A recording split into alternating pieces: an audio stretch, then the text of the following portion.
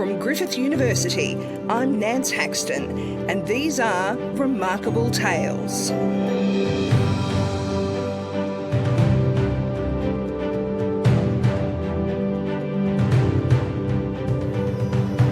Only a few years after graduating from her Griffith business degree, Elise Giles is now one of the leading young minds encouraging us to look to Asia for our future.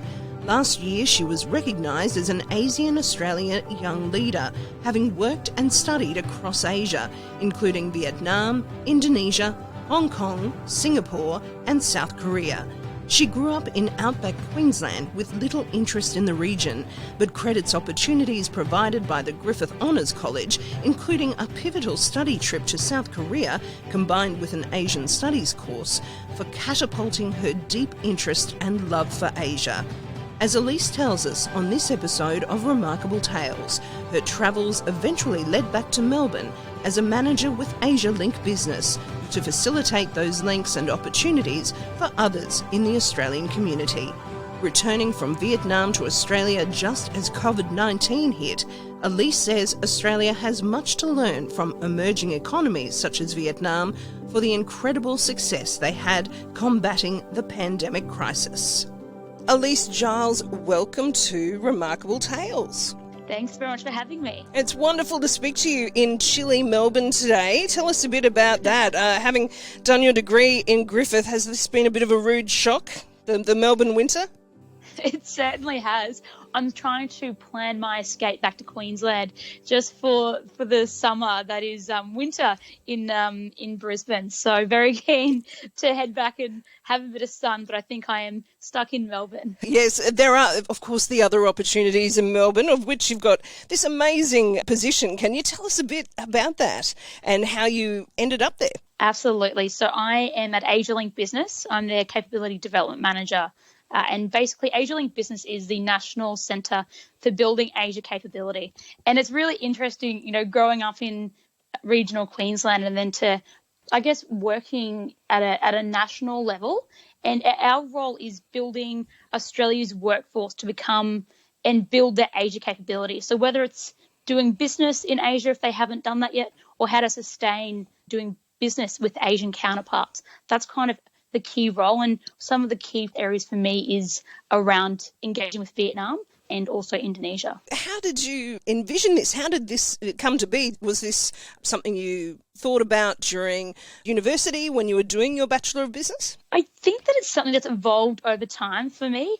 Asia certainly wasn't on my periphery, wasn't anything that I would actually consider doing when I was growing up, but it was actually coincidence that I put down as a course, one that was optional, how to do business in Asia, and it was run by an incredible academic, Peter Woods at Griffith. And that was, a moment where I realised, what's Asia? What's the potential there? So that was initiated a couple of study exchanges abroad to Asia, and then my world exploded, and it was that transformational experience from engaging with Asia that I knew that there was a connection, but never did I realise that connection would bring me back to Melbourne, working in Asia capability, particularly trying to build an Australian workforce that is capable engaging with our Asian counterparts. Much as you say it was a coincidence, it sounds like you also grabbed that opportunity. Is that part of what going to university is about, is sometimes taking that,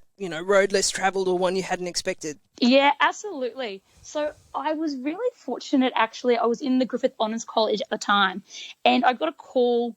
It was at the end of my first year, and the manager said, there's this amazing opportunity to go to South Korea. And actually, it was at the same time the president of North Korea had died and was passing on the leadership to his son. And there was an opportunity to do a study exchange. And I remember it was my first time, I had never been overseas. And I thought, well, what have I got to lose? So I took the opportunity and did a month in South Korea studying, living with South Koreans. And it was just, phenomenal. And you've worked in all sorts of places in Asia since then. It sounds like it really did open up quite a few opportunities, much as Vietnam is closest to your heart in some ways, but Indonesia, Hong Kong, Singapore? Yeah, no, it really did. So I actually returned back from doing study in South Korea And then I was fortunate that Griffith actually supported me and mentored me to put an application in for the Prime Minister's Australia Asia Award. And I was successful with that and went to Hong Kong and studied and also worked there. And then I returned back to Australia and worked in government for 5 years and really fulfilling roles in social policy. But then I in the back of my mind, I always thought I'm still very interested in Asia, the dynamic element of Asia and the richness and the culture and things.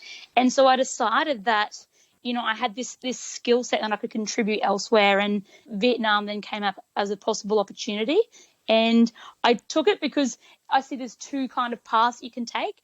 There's the first path that's the easy, most traveled path. And then there's that second path, and it's that path of continuous learning.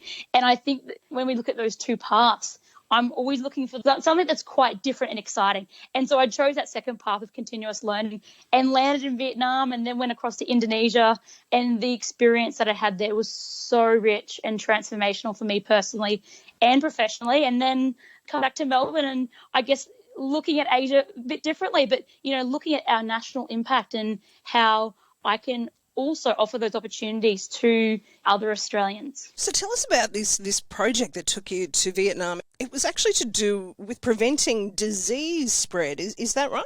Yeah, so that's correct. So essentially, the role that I took was a part of the Department of Foreign Affairs and Trade's Australian Volunteer Program. So it's essentially a skilled volunteering program that you have to have experience that you can then go in country and build the capacity of local staff. So you're not going over there, taking other roles. You're actually going to enhance local jobs and build the capacity of local people. So my role really, building upon the skill set that I had built in Queensland, particularly in the Queensland government in those policy settings, was using that to build the policy skill set of a Vietnamese government department. And that department actually was responsible, funny enough, for the national efforts to prevent infectious disease threats and outbreaks. It's pretty topical at the moment, isn't it, Elise? I couldn't look past it, and it was only quite recently as well. You must look back on that and go, what a bit of fortuitous timing given what the year has presented since. Absolutely. And, little did I think that my role in terms of building capacity would actually play out how it is. And now, my former colleagues in this team are essentially at the forefront of Vietnam's incredibly successful, result to combat COVID with little to no deaths recorded and very little outbreaks within the community. So it really speaks credit to the team in Vietnam's their efforts at a national level, but also, more broad than that, their response. I was reading about this, Elise. It's really been quite a phenomenal success story in Vietnam. It must be one of the most successful countries in the way they have combated the spread of COVID-19. And when you think that they share a border with China, it's pretty incredible. Absolutely is. And I think that I was actually able to first-hand witness the very quick and swift action the Vietnamese government took. I was actually in Vietnam in January, visiting my Vietnamese family for Vietnamese Lunar New Year, which is called Tet, and that was early January. And really, the masks started coming out very quickly. The government response was really phenomenal, shutting down borders. They didn't let the children return to school. So a lot of the Vietnamese primary and high school students did not even go to school from January right up until now. And already Vietnam has opened for business. They've returned, life is normal. They're in the future, we're already months behind. So Vietnam is already, it's such a dynamic region, and it's already, I guess its response validates really what it is as a nation and as a country. And I really think that we've got a lot to learn. Can we learn from Vietnam? I mean, when you think of the struggles they face in so many other aspects that we probably hear about in the media here more, the poverty, the struggles with the health system, it really could have been a disaster, couldn't it? An absolute disaster. Yeah, I think that, developing countries certainly do face greater impacts when we have infectious disease outbreaks. But actually, the thing that I like to reflect on in terms of Vietnam is that 70% of Vietnam's population is young people, so under the age of 35. They're experiencing GDP growth of 7%, well, they were until COVID. So when we're looking at how a country like that responds. It's the mindset of the people. It's also their skills and fortuitous, nature that they see opportunity. So while many people stereotypically think of Vietnam as being quite disadvantaged, actually it's plowing ahead. It's actually jumping over what we're doing in the West, and really the returns speak for themselves. Is it about coming down really quickly, really harshly? Is that the lesson we can learn from Vietnam, or is it a bit more complex than that? I certainly think it's a bit more complex than that, but I think it's a quick response, but also very tailored, very intelligently played out. And even we see with Vietnam's health ministry put out a very fun health prevention campaign, and it was via a video that went viral. Over 40 million people have viewed it, and it talks about how to wash hands and things like that. So their creative responses to COVID have also worked. So it's creativity, it's innovation, it's collaboration, it's everything we want to do. And that's why also we do promote Australians engaging with Vietnam. It really does show that there are cultural aspects to this as well as health aspects. We need to think about the culture in which we are communicating these vital messages. Yeah, absolutely. Absolutely. So when you were at school, I just wonder, did you ever think that you'd be travelling all around Southeast Asia and dealing with these sort of big world concepts? I don't think that Asia really came to the forefront of my mind, and I didn't even do much of geography or anything. But I think that I was reflecting on that the role of leaders, and when I was young and going through school, I grew up in a small town community of 2,000 in population, and actually my dad was the sergeant of police and the only policeman in the community. So leadership really was fundamental to my childhood. And, we grew up having barbecues with the CEO of the Shire and the head of the ambulances, and things like that. So for me, I think while Asia wasn't on the periphery from a young age, leadership always was. And so when I look at my roles that I've had in Vietnam and Indonesia, leadership has been key to that. And it's whether it's identifying local grassroots issues or looking at, issues of great importance to our nation or to the region. I really think that those fundamental skills growing up has really served me well in being able to, make an impact. And it sounds like Griffith did open up those doors once you'd made that decision to continue your study. They opened the doors to other opportunities. I think that my university studies at Griffith, combined with actually a lot of the extracurricular engagement that I had while I was at uni, so through the Griffith Honours College, through the Griffith Business Student Association, and then they have a leadership program too. I guess it was through those additional programs that Griffith offers that really, allowed me to develop my skills as a wholesome leader, not just looking in the academics, to really think about, well, how can I contribute? But actually, what at my core do I most value or do I most love? And I think that that's what my degree at Griffith University allowed me to really understand, was what I'm really passionate about, and to work in something where I'm passionate and that I love, and where I guess your energy can be best invested. And is that something you would recommend for other students going into degrees now? I mean, there's so much pressure, isn't there, to, have a job, and the monetary pressures are there, but it sounds like that extracurricular life at university is still really important and actually valuable for skills that you use in the workforce later on. I think the extracurricular is really what makes people stand out.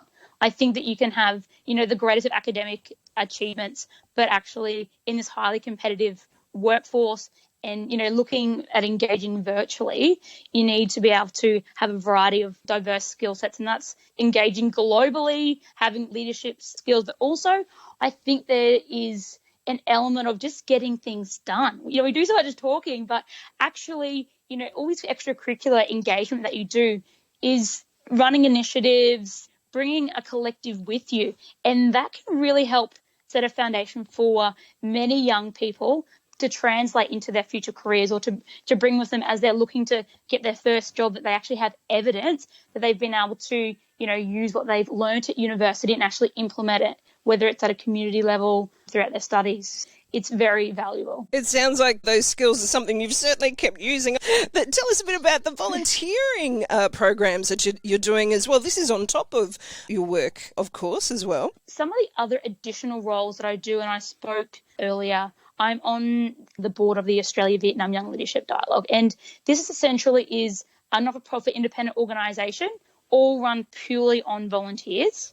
And so I really got involved in this organisation when I was living in Vietnam, because the idea is that if we're able to invest in young leaders from across both nations, what opportunities exist there, and how can we, I guess, improve the prosperity of both Vietnam and Australia, leveraging the bilateral. But broader than that, I think the purpose is really we have shared challenges, and if we collaborate together, we can help each other address the shared challenges, not only at our own country level, but, globally and regionally. So I'm very passionate about this organisation and spend all my weekend doing this work because I believe it's just so critical and the opportunities are really limitless. Well, and I think it highlights the importance too of building contacts. Would that be right, Elise, that in business, in any industry, it's actually about building contacts, particularly when you're young, that strengthens your position as well in the marketplace? Yeah, so I think relationships are fundamental, particularly working with our counterparts in Asia. We toss up the task focus or the relationship. And obviously in Australia, we take more of the task orientated process, whereas we know engaging in Asia, you need to actually invest in the relationship first and foremost, and then the tasks come much later. But I think that we have a lot to learn from our Asian counterparts. Certainly that relationship element I see as being something that I've been able to leverage at such a young age and really enable opportunities, but also use those relationships to support these volunteering initiatives and other projects. You mentioned your lovely Vietnamese family. Tell us a bit of how that evolved. Sounds like they've pretty much adopted you in as their daughter. I think when I first moved to Vietnam, my first week there, I was just so deeply in love with the country, like the food, the way of living. Everyone drove motorbikes, and I had a motorbike in Australia, and I was very keen to hit the roads, despite the scenes that many are painted in many's minds when they think about Vietnam. But for me, I thought this is really a opportunity, a once in a lifetime opportunity. And if I was to live in a foreign country, I really want to understand what it's like to be a local. And so in my mind, the only way that I could do that is if I was to be as Vietnamese as I could, even though I clearly didn't look like it. I was much bigger, my skin color was different, my voice was much louder. But I went out of my way to make sure that all my friends were Vietnamese, and I was trying to speak Ding Viet as regularly as possible. And I had become quite friendly with one of my dear friends, Vietnamese friends, and I had said to her, I'm really keen to do a homestay just for a month or two, get to eat Vietnamese food every day and things like that. And she said, well, my sister has got a spare room, and you're welcome to come and stay. And it was from that moment I didn't even have to consider a yes or no. And I moved in, and before I knew it, my Vietnamese dad was introducing me around the community as, this is my daughter. In his limited English, he would translate that to me. But I know that he was incredibly proud to, take me around. So I feel very blessed to have them in my life and feel very much part of my Vietnamese community in Hanoi. And you were lucky to be able to just see when the coronavirus started there, and you were able to get out in time before all that changed. I imagine with the borders closing, that would have been hard. So in my mind, I actually wanted to stay, and it's interesting, different perceptions around safety and community. And my Vietnamese family said to me, we want you to stay in Vietnam because we know you'll be safe. You'll be more safe than when you go back home. And it's a really interesting perspective because my Australian family thought otherwise, that I'll be much safer in Australia. So my ticket was to come home in early February, and of course I had to return back to our National Centre for Building Asia Capability and to work. So I did have to catch the plane home, but in hindsight, I reflect and think, well, actually, if we look at Australia's efforts in comparison to Vietnam, Vietnam has been far more successful than Australia. And maybe I should have taken that advice of my Vietnamese family to stay. And I'd be back to work, enjoying coffee and bang me and riding my motorbike around Vietnam right now. And when do you think that you'll be able to get back? Have you thought about it? I see that you've got, this might lead on well to this cycling tour that you have planned for a fundraiser.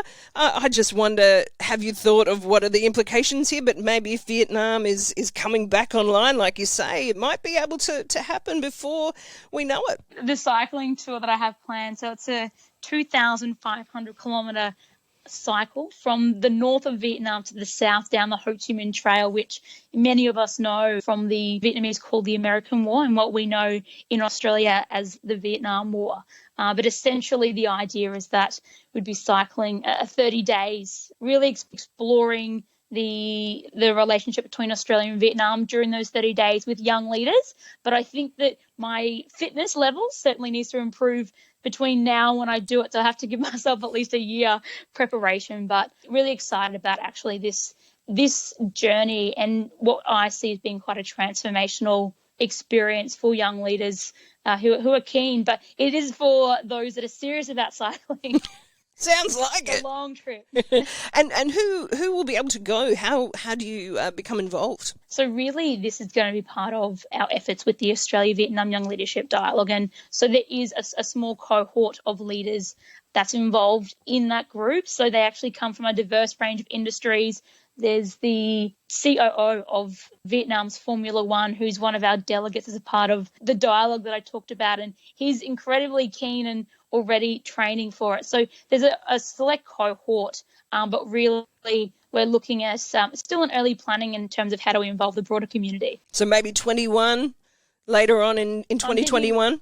I'm thinking 2021 is the plan. Well, Elise, thank you so much. It's just incredible to hear about your circuitous route, basically, to Melbourne. And who would have thought Melbourne could be so close to Vietnam in so many ways? It sounds like your heart is still over there. Yeah, it very much is. But I'm very happy to be, working back in Australia as well and being able to share that passion and love that I have for Asia, but also for Vietnam, and changing the mindsets of Australians and thinking about, what opportunities are there to collaborate? Because there are many ways that we can connect with the region. And I think that, whether it's from a trade and business point of view, but also learning environmentally and socially from each other, I think will benefit both countries. Thank you once again, Elise, and thank you for joining us on Remarkable Tales by Skype today because of our coronavirus restrictions, as we've discussed. Thank you so much for joining us. Thank you very much for having me. That was Griffith University business graduate Elise Giles speaking to me for this episode of Remarkable Tales on Skype from her Melbourne base as Capability Development Manager for Asia Link Business. Remarkable Tales is a podcast production of Griffith University. It's produced by Nance Haxton. That's it for this episode of Remarkable Tales. I'm Nance Haxton. See you next time.